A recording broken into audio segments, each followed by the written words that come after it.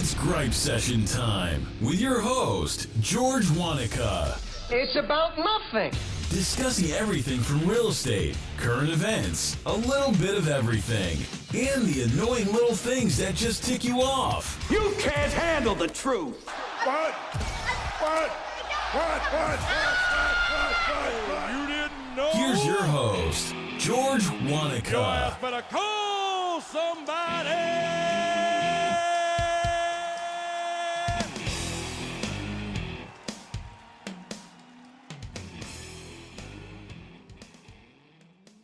Okay, ladies and gentlemen, we are back. It has been a very, very, very long time since we've recorded an episode of the podcast of the Gripe Session, but we are back here today. Today, I have another special guest. I know I've done a lot of podcasts having to do with me going down to Mets fantasy camp, and today is obviously no exception. So one of the gentlemen that I have brought on here today has recently come down and been one of the MFC coaches. He played on 9 professional teams in the MLB. I'll let him go into that conversation. Right now, I believe he's kind of working for MLB, but I want to welcome to the podcast today, Mr. Rajai Davis. Rajai, what's happening, bud? It's happening. It's happening out here in cold country. Cold country. Where are you about? I am in Connecticut. So. You're in Connecticut. Okay. Yep, born and raised here. Cold. New York is cold. I don't like all that white stuff that we got outside right now. It's not. There's a lot of it. Ain't feeling it. I'm not even gonna lie about it. I ain't feeling it. I'm ready for spring and summer to come. But speaking of spring and summer, why don't you tell the members of the people that watch this or listen to this on their podcast apps, tell them a little about your career, how you got started, moving from obviously probably your younger days and then getting into college, moving into the pros. Yeah. So my start, was with a family member of mine. My uncle really got me started. He played Little League. That was his really one regret that he had, was that he didn't play enough baseball. But he ended up playing basketball and baseball, and he got me started young in baseball. Got me my first glove, bat, ball, and he threw in the basketball to because that was one of his other loves. But I end up playing and really growing my passion for playing this game of baseball because it's something I enjoyed doing, something I love doing. And I was fortunate enough to have the right environment to thrive with my family intact. My mom really giving me a key phrase, which says, that she told me that I could do all things through Christ who strengthens me. So that was a scripture that she gave me, a Bible verse that she gave me when I was a kid. I happened to believe and it didn't fail me throughout my career. So, I grew up in a town called Willimantic, Connecticut, played 3 sports there, moved on to New London, Connecticut, where I played 3 sports as well. In high school, got recruited by Roger Bidwell, who won over 1,000 games as a college coach. Very, very instrumental in my development, along with, playing for a really good high school in New London High School, Gil Vargas, who has passed away now. But I had some really good coaches along the way. Even when I go back to middle school, I made the 8th grade team as a 6th grader, and I started that team as a right fielder. But I had the right coaches all along the way, and I think part of that was because of my vision, my picture of what I wanted to do. When I got older, I knew that from a very young age. I was fortunate. So a lot of people do not know what they want to be, what they want to become. So I was able to focus all my efforts, energy on doing that, what I wanted to do. Got drafted out of junior college, 2 years. That's UConn at Avery Point. I was drafted in the 38th round by the Pittsburgh Pirates.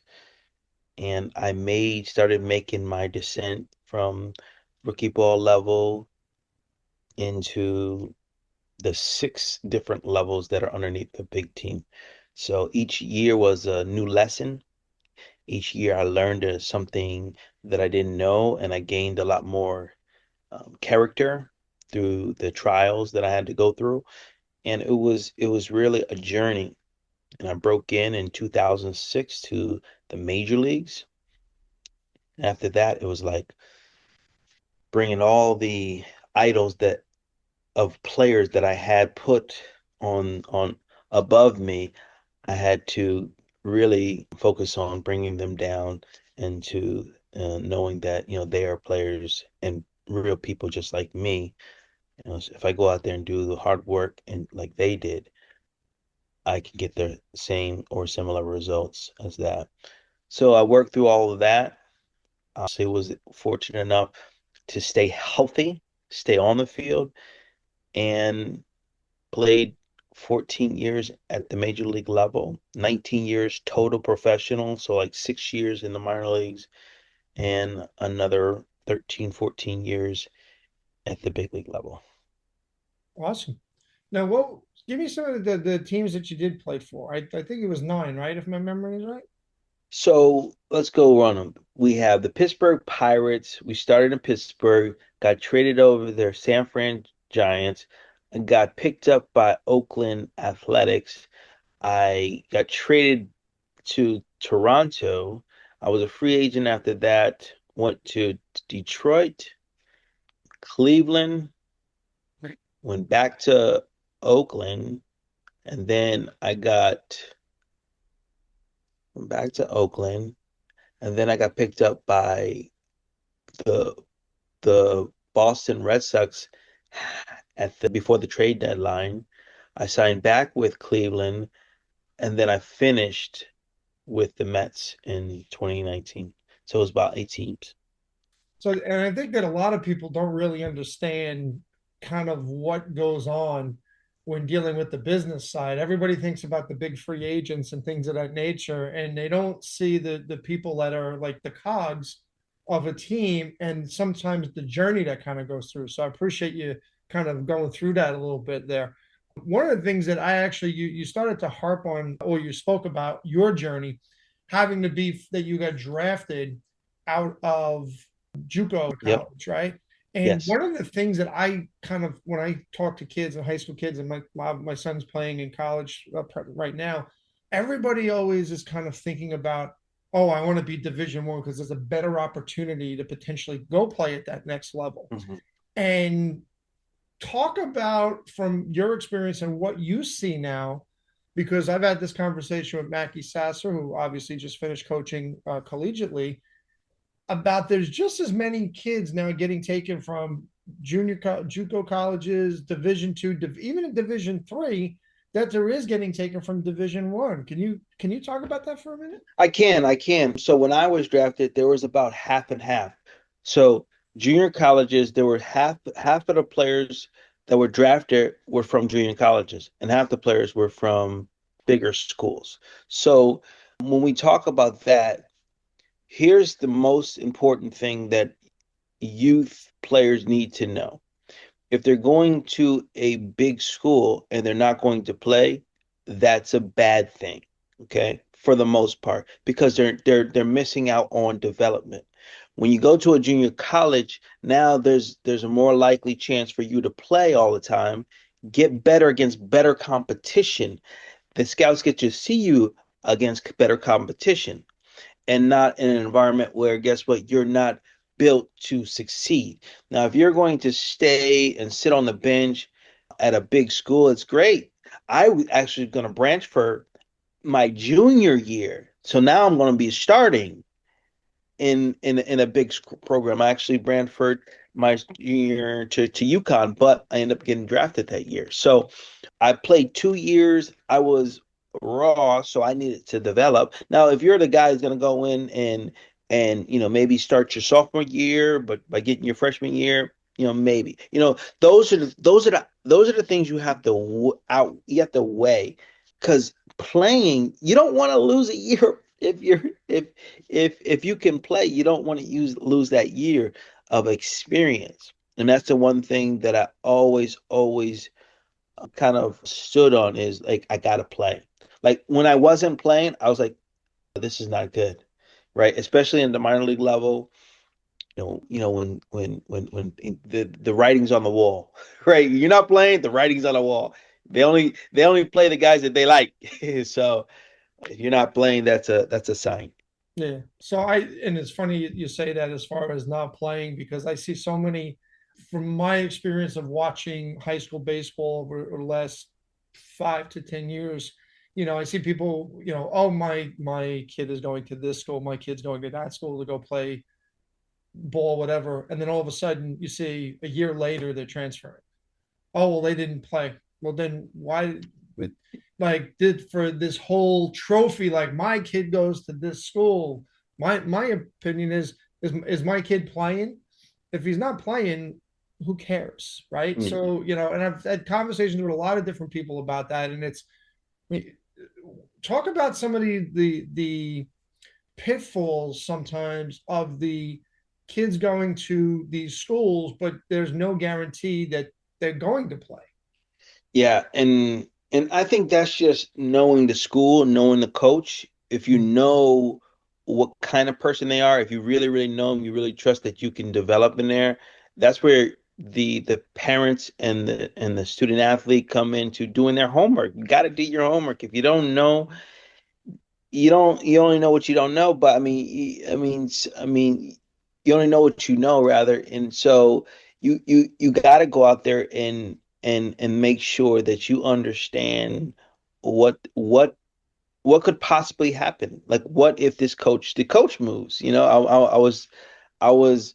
I'm just talking with my former UConn Avery Point guys that's over there, and I'm reading that the head coach is leaving. Like, so he's leaving in the middle from fall season into spring. Like, what does the players do? They built all this trust up in this coach after a couple years, and then he leaves right in the middle. like that puts the team in a bad position. That speaks on character for me, and that's something that it is what it is. Sure. So now let's kind of get in a little bit into your major league career, right? I've told you this previously. When my family and I do our normal, family baseball trip, and I've been going on and visiting all of the stadiums. And the one thing, and it was funny because I was telling my kids earlier today, I said, "Do you know who I'm going to have on the podcast?" And they said, "No, which pro?" And I said, "Rajai Davis." And they said, "Really?" They said, "You mean the guy that hit the grand slam to end the game in Detroit?" And I started laughing. I said, "Yeah, that's exactly like my kids remember that moment." So, and it's funny because it's amazing when you start talking about baseball, about the moments being in with your family and how you remember. Talk about those moments, because obviously you've had the ability to have a walk-off moment in a Major League Baseball stadium. Talk about what that experience is like, and how that, I know they remember it because they were part of it. How does that feel for a player? All of these big moments for me, they started off with little moments, right? So when I was in Oakland, I was 0 for 3, and the manager said, "Yo, Raj, you're gonna help us win this game. You're gonna help us win this game." Little do you know, we come to first and third, 1 out. I come to the plate, tie ball game in the bottom of the 9th inning. I get a base hit, and guess what? We win as a team. Okay. Manager comes back. "Hey, Raj, I told you. So you just never know how it's going to end, but you gotta always be ready. Always be ready. ABR, right? You always be ready. And so when you do that enough times, you get confidence in these clutch situations, in these later innings.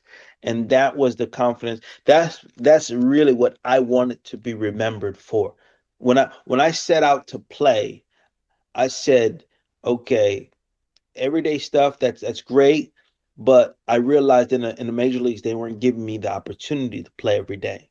So I said I want to be remembered for being clutch, being the guy who comes through when it matters most. That's what I said in my mind. That's what I prepared for. So talk about that as far as it's funny because as we were talking about earlier in college, right? When you're talking about going to a place that you want to play. Talk about that transition where you might not be an everyday player. Like we've had Lenny Harris on the podcast as well.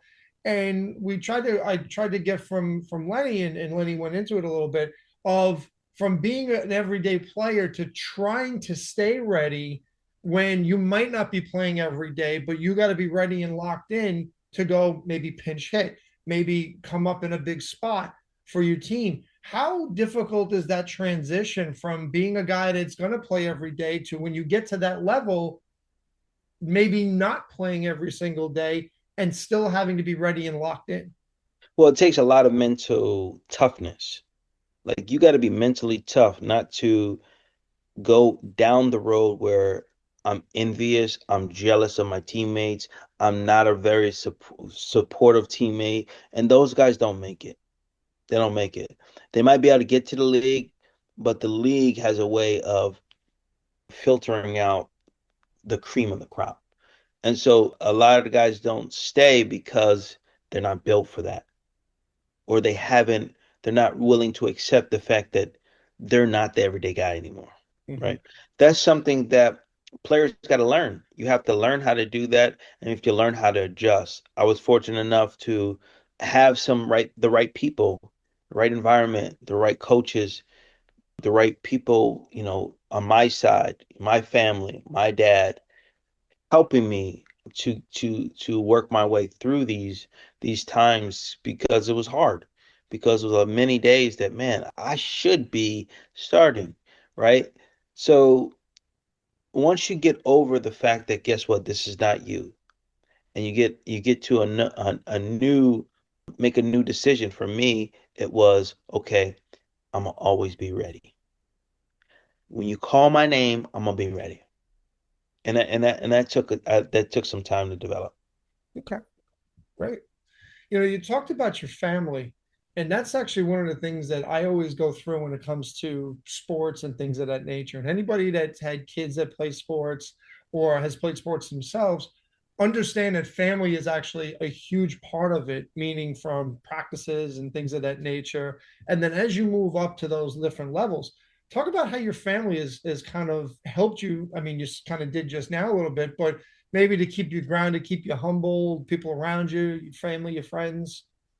Yeah, my wife has been really, really huge because she was able to take care of everything, literally everything in the house, bills, everything, you name it. She took care of it. Even when people wanted tickets, she took care of it. So a lot of that stuff, the stresses that's on the outside, I didn't have to deal with.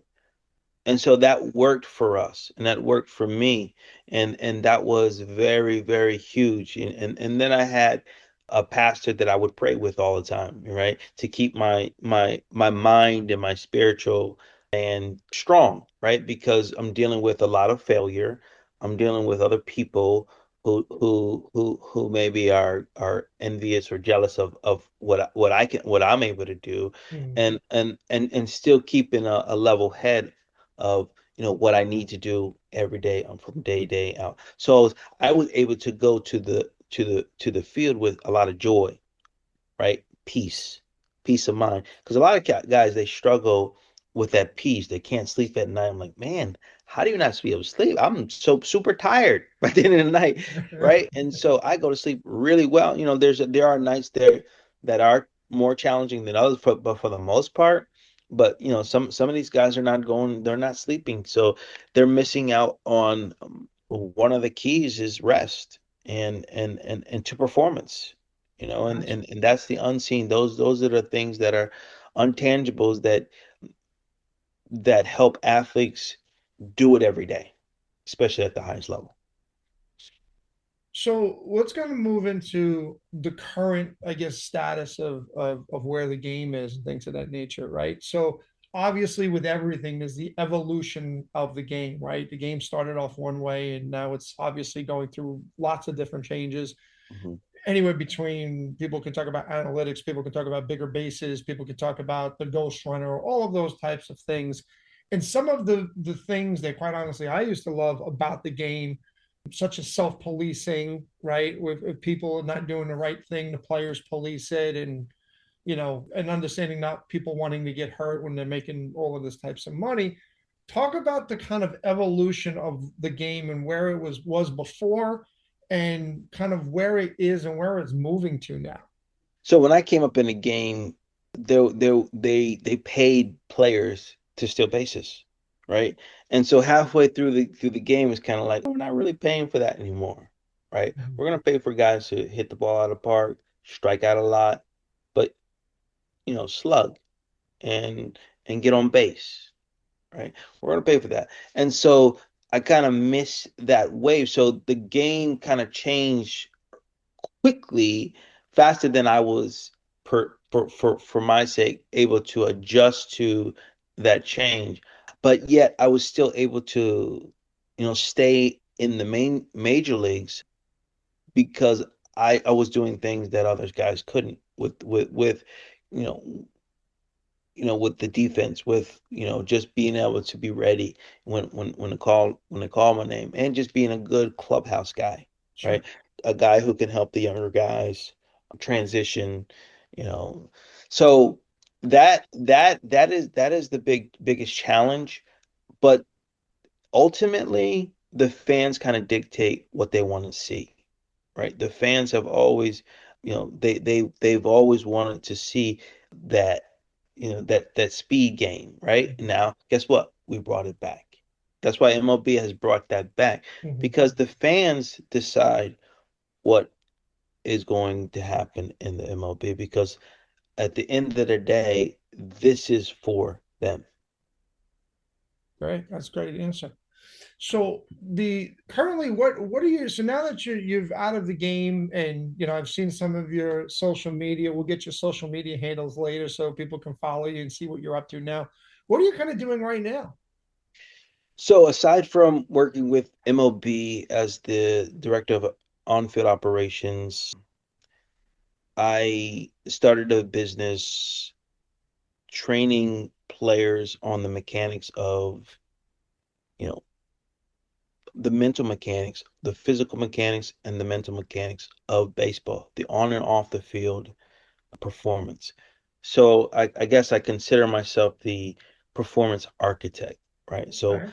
I like to work on the player before the swing, the mind before, anything else. And that, I think, establishes more staying ability. So when you get to a place, you can stay.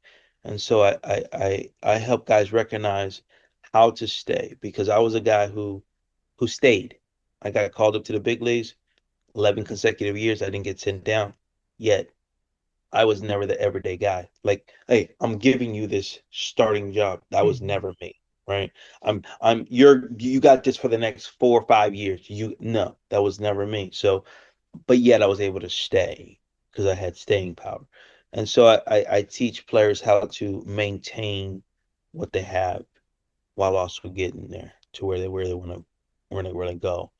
Um, So that's awesome, because I think that's definitely what some of our younger players nowadays need, because unfortunately when you kind of sometimes have some of the parents and the coaches getting too much, and it's not really about the kid anymore, it's about, well, little Johnny is like a prodigy kid, they're like 10 years old, how could they let him be a kid, right? Let them get to high school, let them get into college, let them be part of that, as the pool shrinks, let's see if they're really there and they have it, and then they can work on some of that other stuff like you're talking about in order to get them to that level, which is also good life lessons as well. So that's awesome. I love the mental capacity approach to that as well.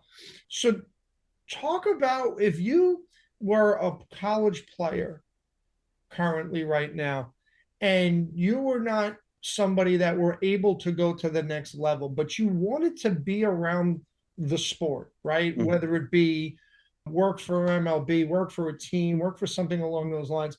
What kind of advice would you give to somebody that loves the game that much Mhm. and they played it at almost those levels to a certain period of time, but maybe they're not being looked at for whatever reason, and they want to be around the game as far as a work type of thing.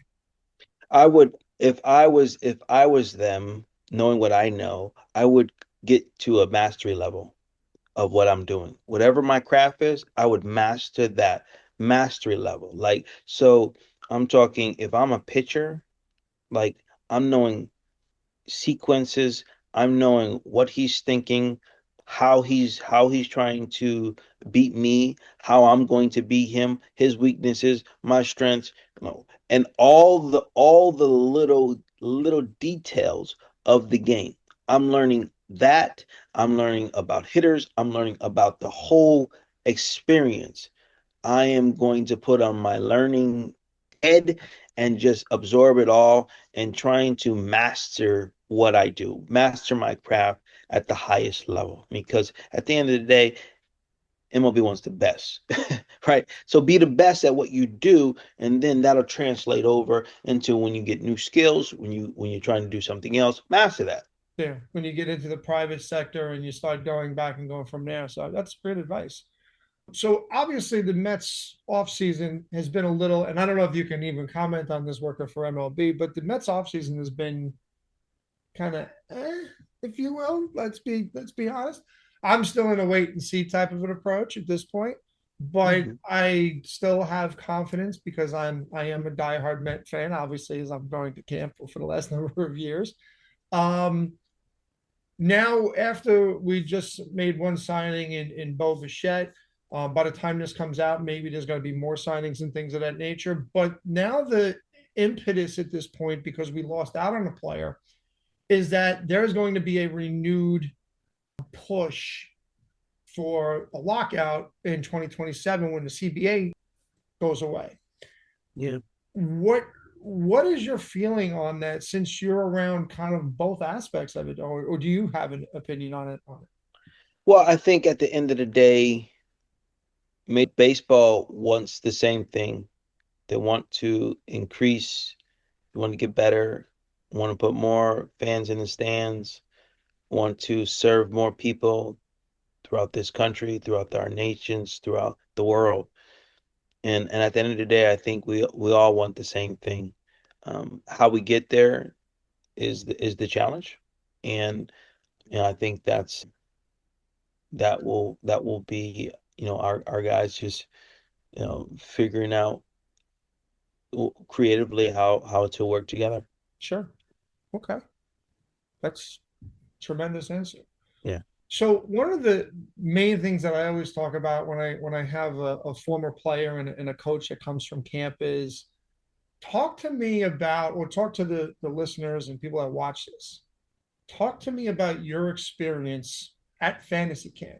Tell me what that's like when the first time you came in. What was that experience like? Because we all talked about our first experiences, but as a guy that's been there at the highest levels, what was your experience at fantasy camp the first time, and then subsequently coming back?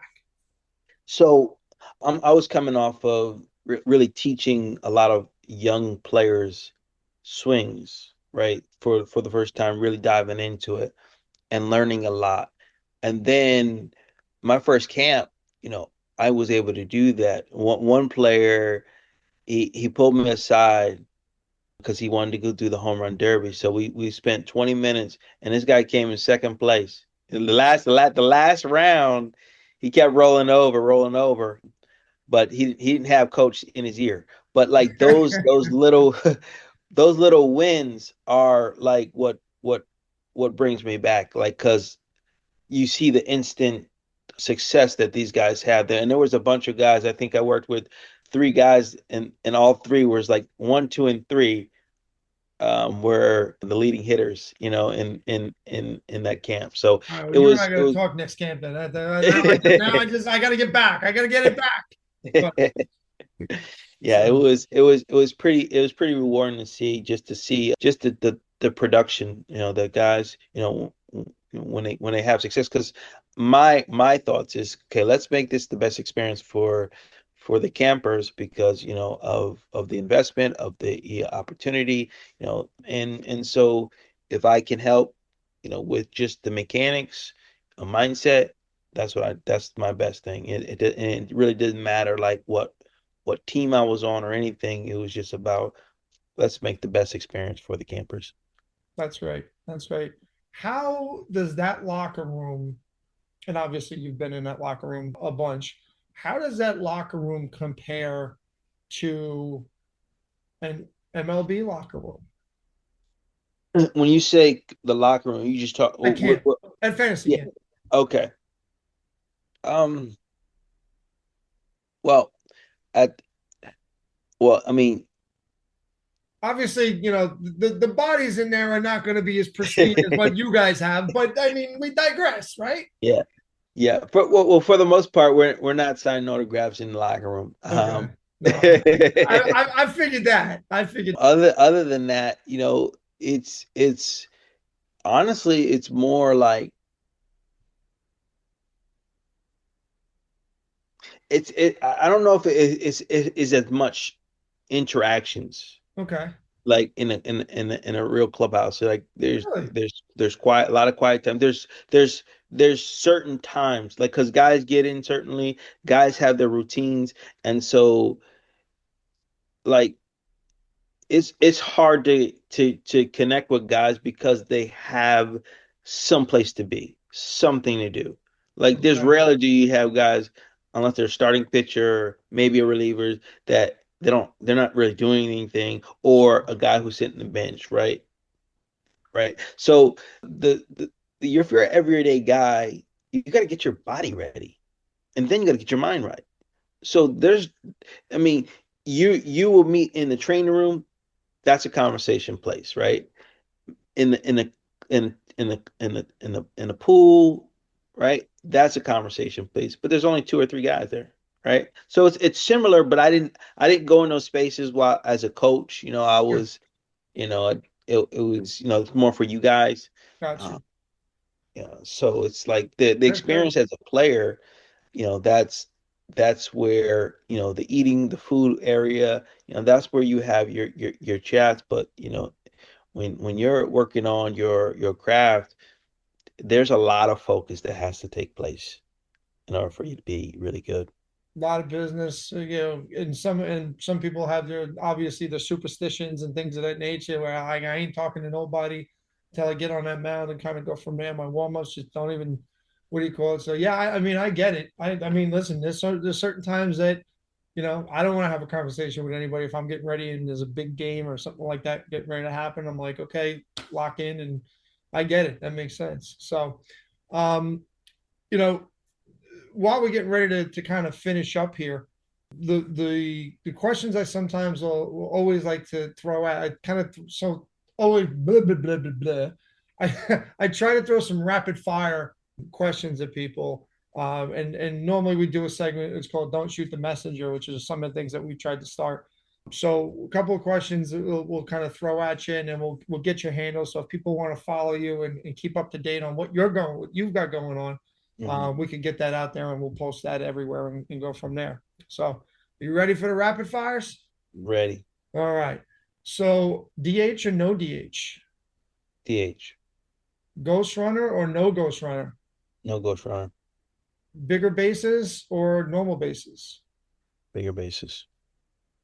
Players policing or no players policing? Players policing. Players policing. All right.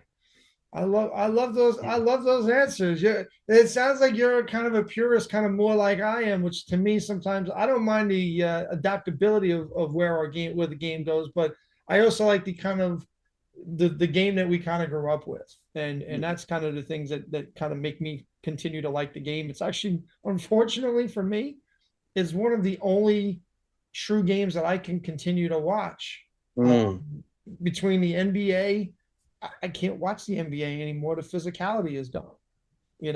So I was a big basketball player growing up, but so Rajay, I really appreciate you coming on. tell everybody kind of where they can find you on your socials and that kind of stuff. So if they want to kind of follow you and kind of see what you're up to, they can do so. Yeah, absolutely. So on Insta, oh, sorry. On Instagram, I am Rajay 11, RAJA 11. That's where I kind of post like most of my content.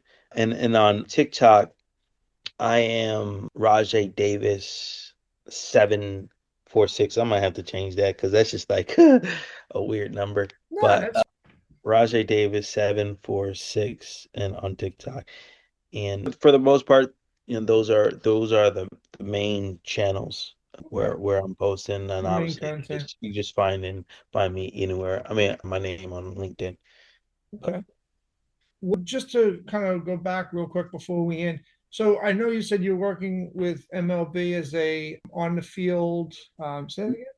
But basically, I'm a liaison for the commissioner's office. Okay, great. And that basically what does that entail? It's just as if there's any issues and things. So I talk with I'm constantly at the field talking with on-field personnel, coaches, Okay. managers, players, GMs. That's great. Does that give you more of the ability to travel, or they kind of keep you within the? It does give me the ability to travel. Yes, absolutely. Okay. That's And great. and that's what I do. During the course of this year, I will travel, but for the most part, I like to I go to the two fields in New York. Okay, that's great. Keeps you close and kind of keeps you around the family and that sort of stuff. So that's awesome. Absolutely. Terrific. All right, well, Roger, we definitely appreciate you coming on today. Thank you very much for taking the time on a very cold Monday. Mhm, When we're mhm. recording this, it's on a Monday. When this comes out, is going to be a different story. But we definitely appreciate you. I look forward to seeing you again at camp and hopefully at some point at Citi Field this year and go from there. All right, sounds good. Thanks for having me. All right, pal. Thanks for listening to the Gripe Session. Please follow us on YouTube, Facebook, and Instagram.